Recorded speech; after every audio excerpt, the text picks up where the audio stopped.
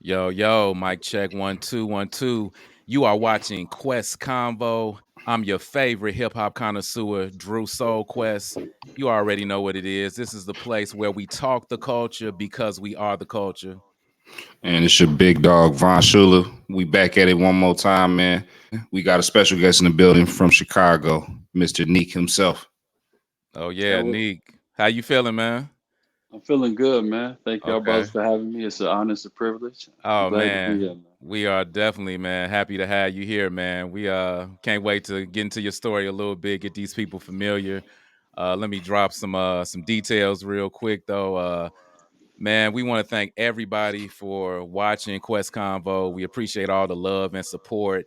If you're watching on YouTube, make sure you like, share, and subscribe.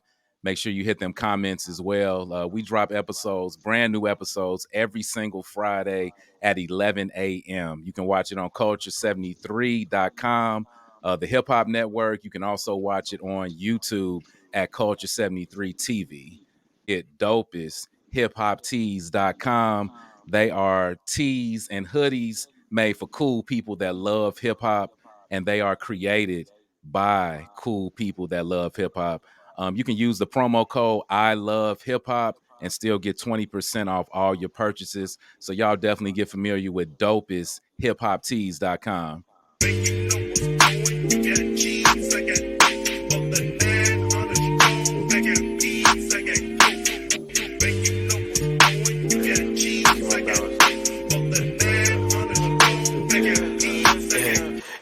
We work to work, you late to work, I holla and they send it. You know my pride was colder than Chicago in December.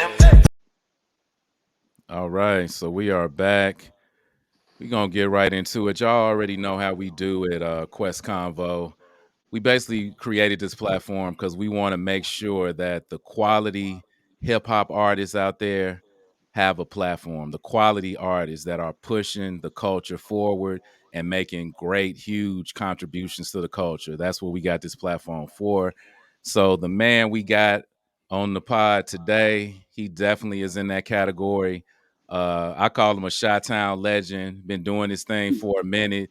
I think hip hop is just I think it just flows through his veins and his bloodstream. It's in his DNA, all that good shit. Neak is on Quest Convo. Appreciate y'all for having me, man. Appreciate the kind words. Like you were saying, I've been doing my thing for a little minute. Here in the city. I'm very appreciative of what we got going on, like where the culture is going here. So I'm just happy to be a part of it. Hope I can add my contribution to it, and just keep it going, man. Oh yeah, man. You already are, man. That's why we got you on the show today, man. We want to make sure that people that ain't familiar and the Quest Convo community is familiar with Neak. So we'll just start right there, man. Tell them who is Neak. Yeah. Well, I'm once again hip hop artist, producer here in Chicago. I've been doing my thing for a while. Been releasing some projects. Pretty much. It's probably like my sixth, seventh project that I've released since I started. Um, like I said, been doing my thing, collaborating with so many different artists around the city. Also scheduled and did some tours, through some of my projects, most notably Quest Bar back in 2019. And just really just focusing on just now at this point in my career, steadily putting out good music, but also using my platform as an educational aspect as well. Getting into consulting right now and producing for other artists and kind of creating and help sculpting their creativity as well, building their careers out, and also diving into fashion as well. So just kind of just using everything this in me that's about me from music and just exploring all type of avenues, this that come natural to me, event curation and things of that nature. So uh, man, that's just where I'm at right now, man. Okay. I'm gonna take it back a little bit, man. Doing my obviously I was familiar with you with a lot of your music through the years and things like that. But after doing some research on you, I see pretty much you was just raised up around music. You know what I'm saying? Like with your Hmm. I saw with your old man and Yeah, the group and all that stuff he was in. So right. speak a little bit about that, how the upbringing was with the musical influences around you, and what made you take the hip hop path.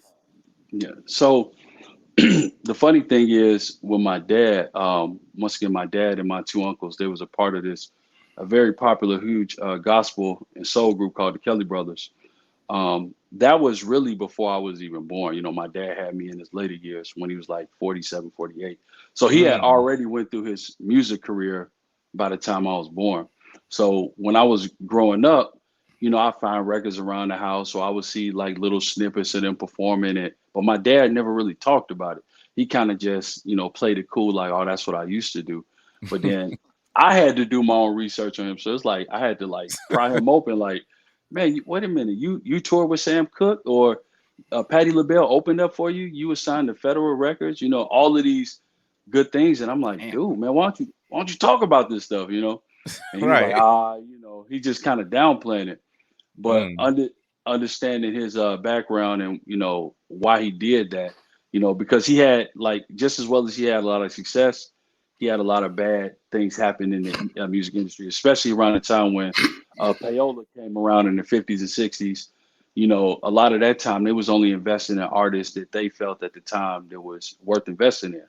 So he was on a label where he was getting shifted around, his rights was getting sold, and he wasn't really getting the investment that a lot of notable artists today that were getting, and we know legends and stuff like that. So his experience with the music industry, he kind of left a little sour taste in his mouth, but he would also like open up about his experiences with touring and with music, and how he created music. So I was just curious to just know his experience, right? But I still wasn't creating music. I was just like curious about his background. Then eventually, I mean, it just hit me out of nowhere, bro. I probably was like 18, 19, and all of a sudden I just wanted to rap. I can't even tell you how I got to the point where I chose rap or whatnot, because I can't sing a lick. So I was like, I just started rapping. My brother, my older brother, he was already like producing and stuff, but he was working with his friends and stuff. And I was just like, man, let me jump on something. He like, what? Like, dude, you don't do this. I'm like, let me try. So he kind right. of took me under his wing and started showing me like producing and songwriting and things like that. So I just started, following his footsteps. But then I started just kind of doing my own research, like who would I like, who would I listen to, what styles did I like, that type of stuff. So I kind of just stuck with that. And then eventually I started branching out on the scene, trying to network and build with people, and just slowly but surely just started releasing singles and projects and start connecting with people over time, and just kept, just as much as I wanted to learn how to rap, I wanted to learn the business too, just to learn how to navigate and create opportunities for myself and for people that I rock with.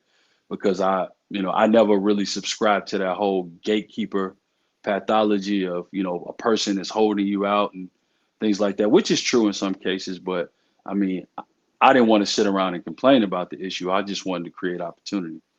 So, like I said, I just started making music over the years and started connecting with people, started learning how to tour, started learning how about music and different products associated with the music, how to brand yourself, things like that. So, and all of that kind of culminated to where we at now. Nice, nice.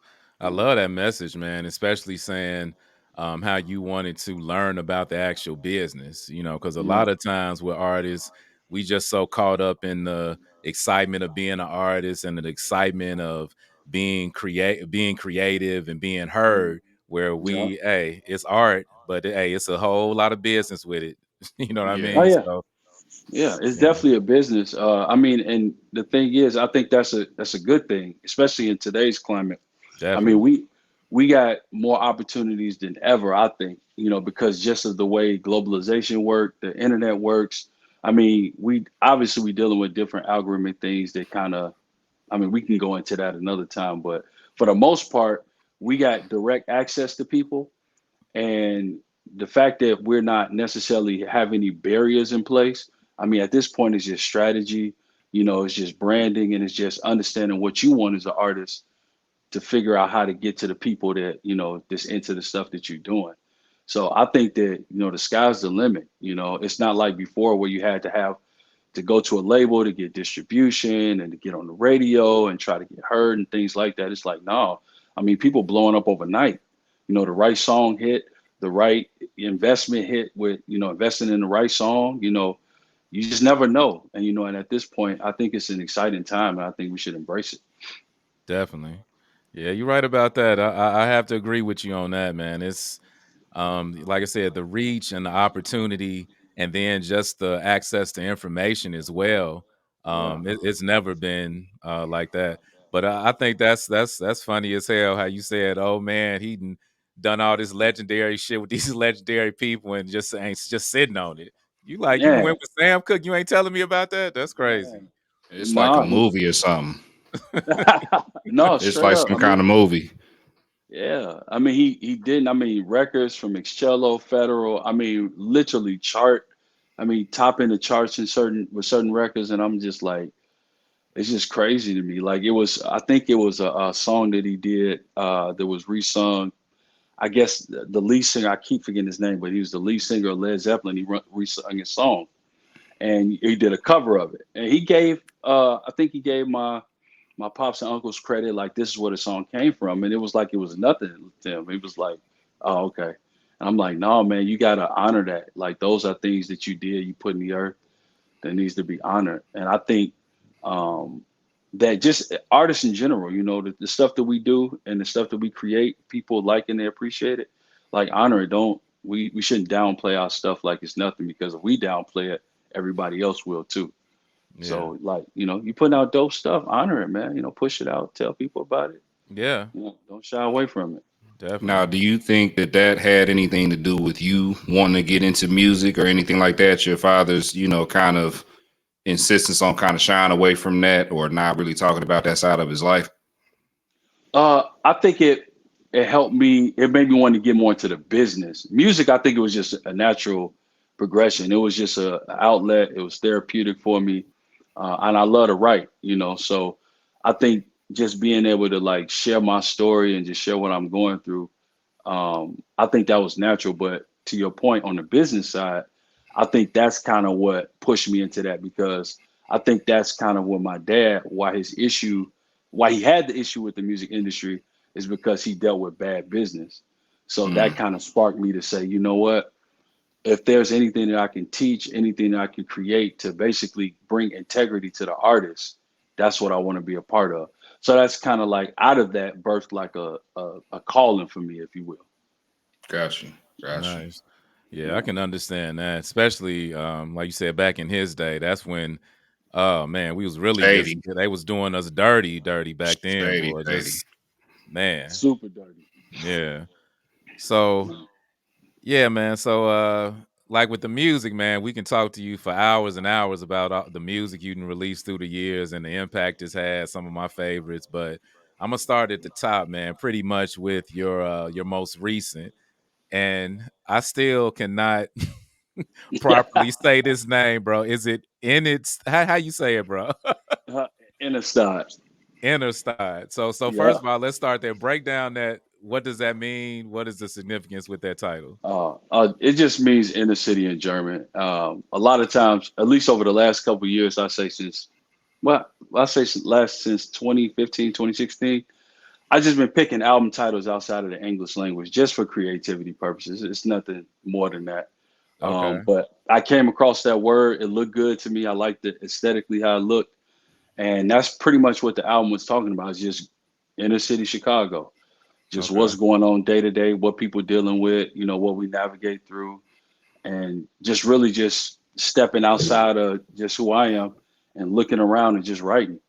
And Mm, and that was around the time when the pandemic hit. right. So, a lot of that was very therapeutic for me too, because like all of us, we stuck in the house trying to figure out what's going on, what's about to happen. But writing and recording at that particular time, that album was birthed out of that time period. Okay. So I was just talking about what was going on in the city, man, and just what was happening around us. Okay. I see it now because So your vision, it definitely shined through because just when you said that, when I first saw the title and the saw the project, all of that, the word it looked interesting. I was, I had to look into it. Like, how do you even say this? What does it mean? It provoked me before I even got to the music. So I see what you was doing with that. Definitely, that makes sense. Yeah. Um, so as a whole, man, I really like the project. The Broken Princess joint, Mm, man. When I heard that, I was like, now in a time right now where some people are pushing that narrative that the black men aren't protecting our black women and standing up mm. for our black women. I heard that joint. I was like, this is one of them songs. This needs some placement somewhere. This needs to be place somewhere in some commercial movie or something where this can be heard and appreciated and felt, man. What Mm. was your like where was you at? Was that the whole purpose when you created that? You just want to just like let them know this is where I stand? Yeah. Well, I think at that time, it was a lot of conversations around, you know how you talk with people, we talk about relationships and men do this, women do that, and this is the way things go. And I was just like real honest with myself. I was like, a lot of times, we talk about women and what they doing and what they not doing in that regard. But in actuality, from my experience, some of the things that women do go through be the result of the mistakes that we make, you know. Mm. So it's kind of like women dealing with that pressure of trying to provide for themselves, trying to hold down the family, and things of that nature. And it's like, as men, because we leaders of our communities, we leaders of our homes, that type of pressure shouldn't be put on a woman. And that's basically what the song was about, like the type of pressure that women got to deal with as a result of us not really owning who we really are, stepping into who we are as men. Like, we got smarts, brilliance, ingenuity, business acumen, leaders of our home, of our family, and our children. And it's like, let's own that. And when we don't own it and we kind of point the finger at what the woman is not doing, I kind of just want to be like, hey, man, like, as men, we got to own who we are, because women are really dealing with some real shit because of what we're not stepping up to. So I just, I caught a lot of flack from that from a couple of my guys though, but it's all good. Oh, no, no. I was feeling it. And we need more of that. Like, it don't matter if it's always the women that's speaking on, certain aspects or whatever. And we just look at it like, oh, y'all complain or y'all bitch and moan and, different things like that. We got to have that balance to strengthen the relationships, you know what I'm saying? Between men and black women. We need more guys, making that kind of music or at least speaking on that kind of thing, being open and transparent. Cause I definitely, when I heard it, I was like, yeah, it was a powerful song when I heard it. So No, I appreciate it, man. And it's yeah, just that's just pretty much what it was. It's you hear all of the time, like we just too busy pointing fingers at one another, man. It's like I can't control you, 1,000%. you can't control me. So let me figure out where I need to grow, and that's all I can focus on. So that's kind of what, just focusing on us internally, like this is what's going on as a result of us not addressing ourselves. Let's address ourselves and let everything work itself out. Yeah, yeah, definitely. I agree. It was actually who said that? I think it was Talib Kweli.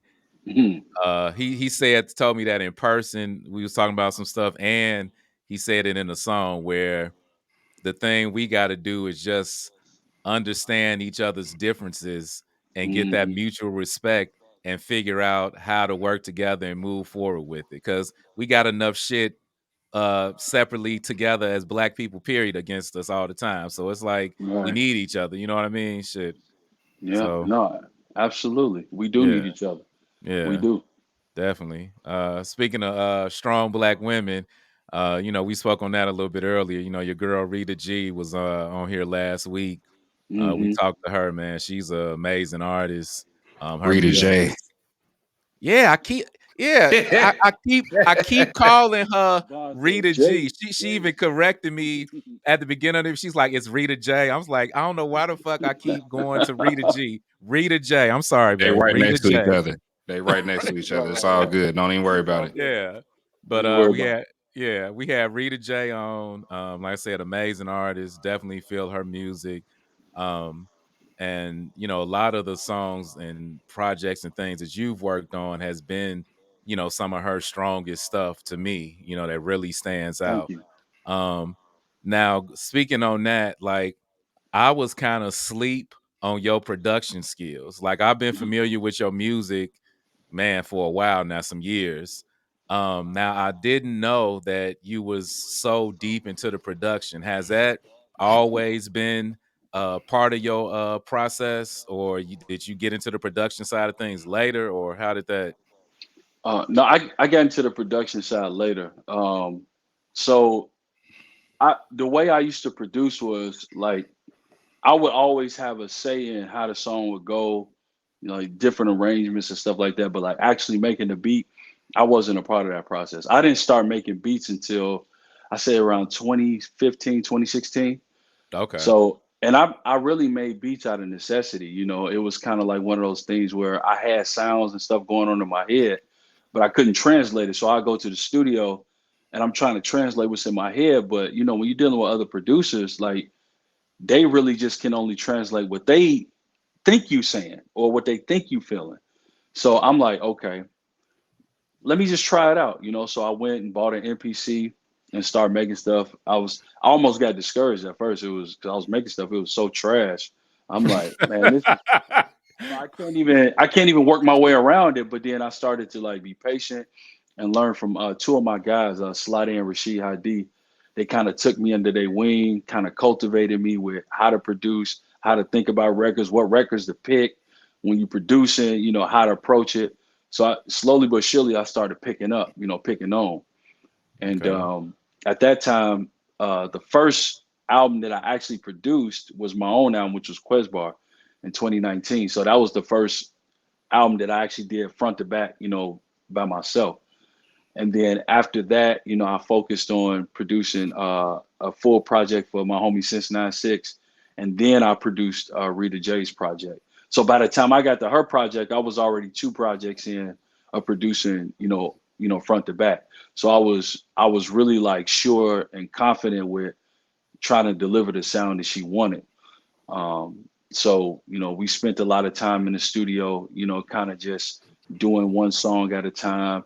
And it just kind of formulated itself into an album. We wasn't even attempting to make an album. It was just me calling her saying, hey, I really love your music. I want to work with you. Let's connect. And then slowly but surely, we just started making song after song and ended up with an album. But okay, production it wasn't always a part of me. It was something that came, later down the road, after a few okay, projects came out. okay. So you did all of the High Priestess, then you did all of that, Yeah, I produced the album front to back, and I had a man. couple of musicians come on and play some stuff. But as far as the production, I did everything front to back. Bro, I give you mad props on that one because that project, like I told her, I'm not one of them people that you know how music come out now and it be out for a day and motherfuckers like, oh, it's a classic. And I'm like, you going against the whole definition of what that means. You got to live with it. It takes time. Now Right. I haven't been, I've been on that album, maybe a couple of months now, Hmm. but man, I'm talking about it feels really good. And I told her it definitely got the makings of a classic, man. The vibe and the sound that y'all got with that shit is so hip hop. It just Thank feels you. really good, man. Really good. Thank Uh you. the mommy water joint. How did you come up with that, bro? I ain't gonna lie. I'm not sure, and I'm a true hip hop head, hip Hmm. hop connoisseur. I listen to everything, always and been like that since I was a little kid. I don't know if I've ever heard no beat like that, bro. Like I had to sit with that. I had to like I told her I had to play the song a few times before I even got to her flow. I'm just listening to the beat like, what is this? Like it's so dope, man. Like what was the inspiration behind that? So Actually, the funny thing about that record was, it was just a regular studio session. Came through. I had like a beat block, maybe a beat or two before that. I had made something. I think I made something, and usually she'd give me the yay or nay, like, okay, I'll take that home, or no, keep going. So I think before that, she was kind of like, keep going, and then I had found the record, put it on, and I couldn't find nothing. I'm listening to. I'm like, man, no, I can't do nothing with none of this. And then a part hit, and I was like, whoa, like I just felt it, and it was like literally like a two chop loop, and I'm like, man, that's the beat right there. So took it, ran it through the SP 202 to the 303, kind of tuned it down, chopped it at the two parts to make the drums kind of flip the way it did. Took it over to Ableton, kind of tweaked it up a little bit from there with some shakers and stuff. Called my man on the bass. I'm like, bro, I need you to come over and play bass on this record. And I said, but wait till she lay her lyrics first, just so he can know how to, play along with it. So she came and recorded. She was like, okay, I'll take that. I like it. She recorded it. I said, watch when I get the bass on here. Called my guy on the bass. It was history at that point. I mean, Man. I literally felt the spiritual connection in that song when he was playing. For real, I was like, man, I can feel it. And then, she came and she heard the final product and she was like, whoa. I was like, yup. Cause Man. she, cause she snapped, she did her part. And I was like, let's try to take this up another level, with the production and stuff. Okay. So it's Yeah, kind of how man. all that came together. Okay. Yeah, you did your thing with that one for sure. Uh Appreciate it. so yeah, man. Speak a little bit about so NRFS. What Yes. what is that all about? What is that movement? Is there do y'all have a full project together that I'm missing? Yes, speak on all Oh that. yeah. Okay, so yeah, actually, it's a whole album right now on Apple Music, Spotify, and all that. It's a self-titled album, Okay. NRFS. I'll send it to you. Okay. So NRFS is just an acronym for myself, Neak, Rashid Hadi, Fable, and Since 96. So we all guys, we all artists. We've been on the scene for years together, rocking together. It was under the umbrella at the time, Gold Standard Collective, which was a collective of us, all of us, but including Taiwan Davis, Fillmore Green, Chuck 360. We all came together as a hip hop collective. So NRFS was kind of a part of that, and we pretty much we rapped together all the time, and it was just one of them sessions like, hey man, let's just make an album together. We featured on each other's stuff. Let's just make an album together. So everybody was down, and over the course of like a year or two, we just put a collection of songs together, made an album, and we just left it at that. It's just that it's like our crew. Anytime we get ready to like make an album together, we have a name for it. Instead of just saying our individual names, we come together as a collective and put the music out. But everybody is really dope in their own right. Um, Everybody has a pretty solid career, got some good solid projects out. So it was just only right, and we just felt that it was a good time to kind of centralize that as artists and put it together. Okay. Okay. Cause yeah, definitely send me that album. Cause I Yeah, don't know I'll how send it to you. I heard like a few songs like the songs I heard was the what's the songs I heard? Nostalgia. That Yeah, shit is nostalgia. hard. Yeah. Nothing Sweeter and the Rolls Royce Dreaming. Them Yep. three joints, I was like crazy, Yeah. crazy. And Nostalgia. then No, I'll go no, ahead. go ahead. No, I was saying it was the two that I had produced on there because I didn't do the majority of the production was done by Rashid Hadi, and Fable did a joint on there. Okay. Yeah. Okay. Yeah, man. And then like I said, even more research. Um I definitely see that like how you said how you love to like work with other artists and it's all about the collaboration and all that. I seen what is it, the Gold Standard Collective. Yeah. Uh-huh. So tell me about that cuz that Deli Slice, Yeah. that shit is hard. And then like I'm listening to it. I was listening to some other songs, and it's like the whole vibe. It gives me like a kind of like a Souls of Mischief, Jurassic 5 kind of Mhm. vibe, energy. You know what I mean? Yeah, one the Gold Standard Collective album, that was kind of, once again, that was like NRFS was a crew within a crew. So Okay. that's like the crew, the larger crew, that just includes like Taiwan Davis, Fillmore Green, and Chuck 360. So once Mm, again, it's kind of the same premise of us coming together, making music all the time, and not just making music. We also serve as, each other's kind of advisory board, if you will. Like, we used to come together, play each other's our music, and we would be our hardest critics. Like, we would look at each other, like we'll play a song for one another. They're like, no, that's not it. No, you can rap harder than that. No, you need to write better than that. So it was kind of, we would use each other as a crew to fine tune our music. So by the time we bring it out, we kind of got, people that's in our corner that got our best interests at heart to tell us like, hey, this is fire. No, this is trash, and to and go from there. So that's kind of what that collective embodied, was just kind of checks and balances with us, helping us put out the best music, together. okay. Yeah. Yeah, man. So originally I'm from Gary, Indiana. I done lived all over. Okay. Definitely familiar with Chicago, and been over there a million damn times. As you know where it is. It's we right around uh the corner from each other. right around the corner. So I definitely, I got love for my Gary artists. It's a lot of hidden gems in Gary as well.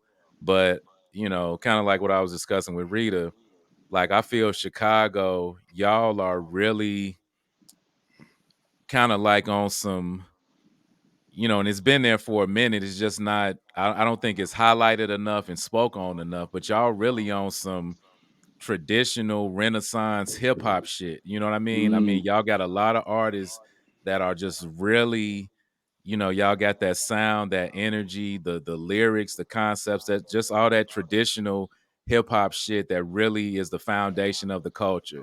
It is mm. in Chicago like 100%. Yeah, it's out here. It's out here. Yeah, I mean, without a doubt. So, when I think of like you and the music I heard from you and the work you've put in through the years, I put you in that same category of some of the Chicago greats. You know what I mean? Like Thank your you. No ID, your Yays, Common, Lupe, people like that. But who are your favorite Chicago artists? Favorite Chicago artist? I got a couple. I would say, so one of my favorite Chicago artists is Add Two. Mm. Um, Mm. Add Two, and My that's God. that's he's he's phenomenal because he knows how to curate projects. He knows how to bring a story together. So it's not like he just putting a bunch of songs together. Like, and he goes there. He goes real deep. He's really thought provoking. His lyrics is bar none. Like, go bar for bar with anybody. And he's a good songwriter. So he got all of the elements of just what it takes to make a really great album. So Add Two is definitely one of my favorite Chicago artists. Another one, they're kind of like a new collective now, second cousins.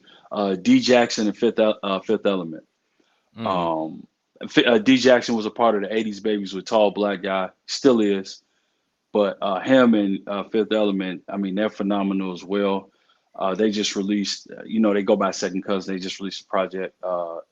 I mean, just D Jackson is a writer. D Jackson is one of those guys that is crystal clear. The punchlines is on point. You understand everything that he's saying. It's no guesswork, but it's creative as hell. And I mean, he's phenomenal. Like, he's just a phenomenal artist. And Fifth, he's a phenomenal producer. Does a lot of great work, not just with him, but just so many other people. Taiwan Davis, Kenny Keys, things like that. Um, and it's. I mean, I could just keep rattling off the list. I mean, you got I Am God, who's a dog. I mean, that dude is. I mean, just as far as a lyricist, that dude is crazy. You got him. You got man, who else you got out here? You got AM Early Morning. He's another dope artist Mm-hmm. out here. You know, I really like his style, his charisma, his aesthetic as far as how he his cadence on the mic. He's amazing. Um, Obviously, you got my boy Fillmore Green. He's phenomenal. He got a project coming out with Apollo Brown. It's going to be crazy. Um, you got Rashid ID, Fable, Since 96. I mean, I could just keep going on, man. I I, hear Yeah, you. you got an I could endless go. list. I could go down the rabbit hole because Rita J, obviously, cool. I might even forget about that.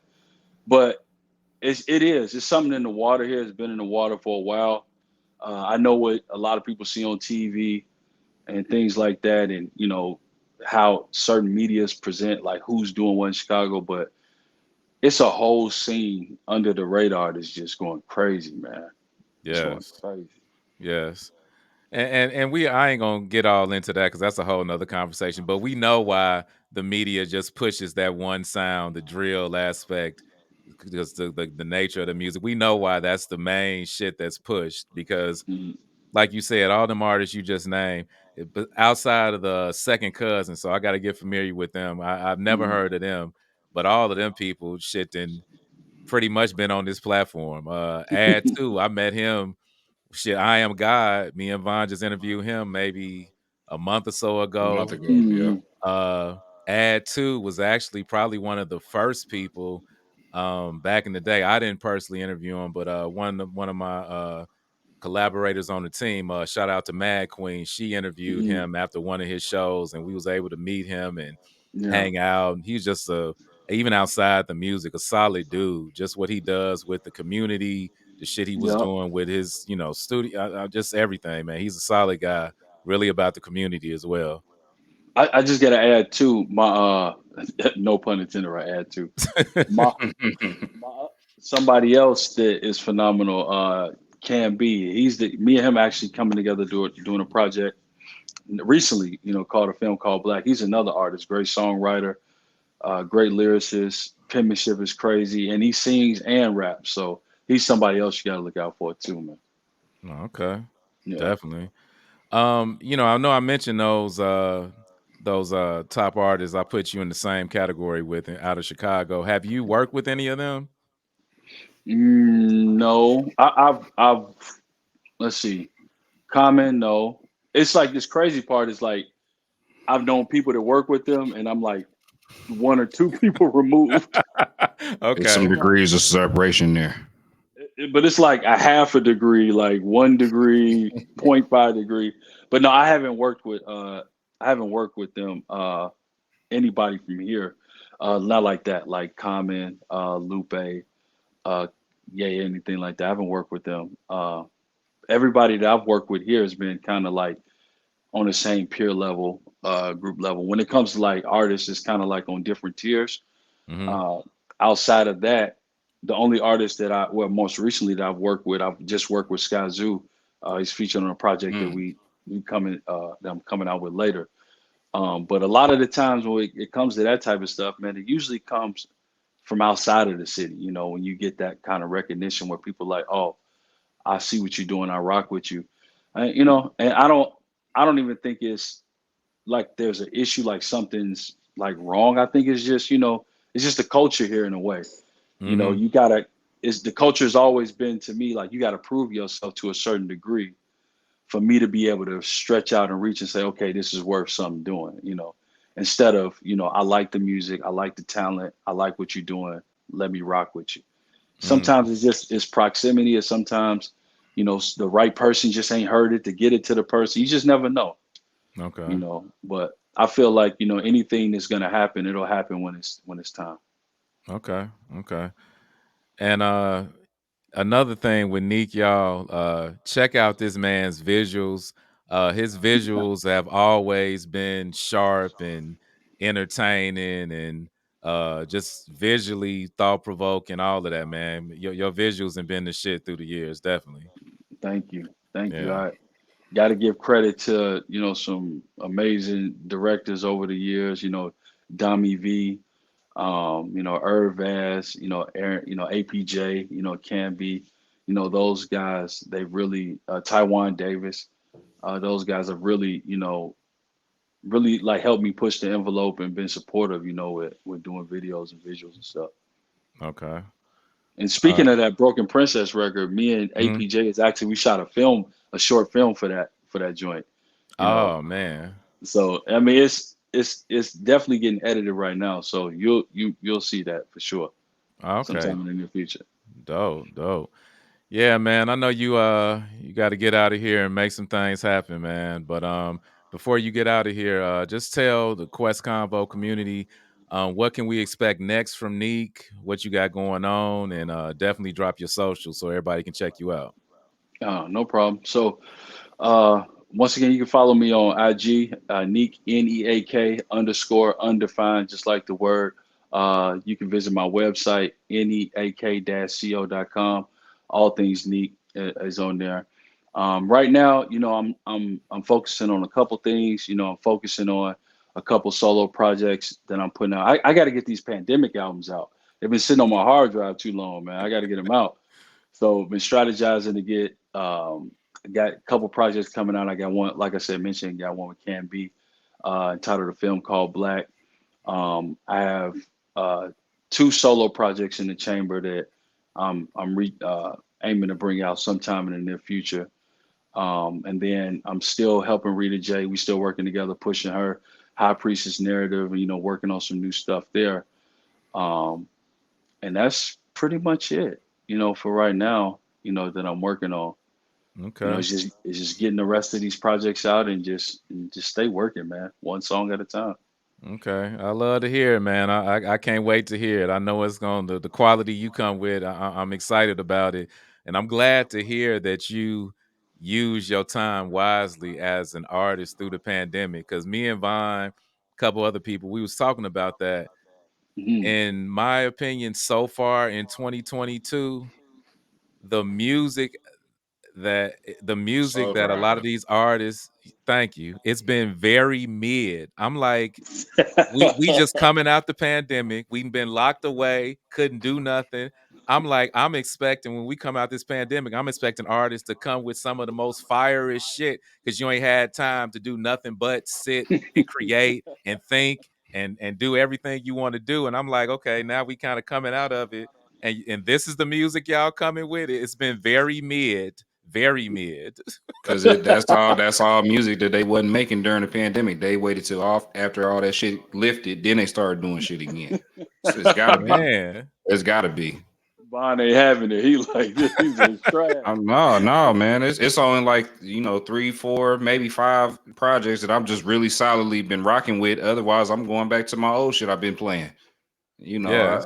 I don't see nothing. I don't know. It's just in the past 2, 3 years in general. It's just it ain't. And I don't know. The game ain't been right. So hopefully Yeah. you and a host of other people that we've been talking to, and other people out there that we are yet to get to, maybe they can refresh the game and switch it up. I'm trying. I'm trying to, man. I think when it comes to making music, it's a moment in time. It's a snapshot. And it's a privilege to get people's ears. You can't take that lightly. So for anybody that's going to press play, you want to leave your best foot forward. And I think that you can't create with a sense of entitlement, create just to rush something just to get it out. Because if you leave a bad taste in somebody's mouth, you never know, that may be the last time they go to you. So it's like I don't want that. Now, if I'm not your cup of tea, that's cool. You got the right to choose. There's millions of artists out there. But just to literally put anything out there with no care, no intention, I don't do that. I can't do that. So We here for it, man. We here for all of it. So y'all have been watching Quest Convo, where we talk the culture because we are the culture. We have been talking with one of Chicago's finest hip hop artists, Neak. Thank you for your time today, man. Thank you for being here. Thank you for your contribution to hip hop, man. Continue to do your thing, and we here Most for it, definitely. man. You always gonna have some. We always gonna have some light to shine on whatever you got going on for sure. no problem. Like I said, man, Quest, thanks for having me, Vaughn. Thank you for having me. Yes, sir. It's an honor, it's a privilege. It's a platform that y'all created and building up. You don't have to invite me to be here. So the fact that y'all invited me to be here, I take it seriously, and And thank you for sure. It's not a Definitely, problem. definitely. Not a problem. All right. So yeah, we are out, man. Until next time, like I said, I'm your favorite hip hop connoisseur, Drew Soul Quest. And it's the big dog, Von Schuler. Every Friday at 11 a.m. on culture73.com and on YouTube at Culture73 TV. You got some new Quest Convo episodes. So y'all get familiar. Peace. Peace.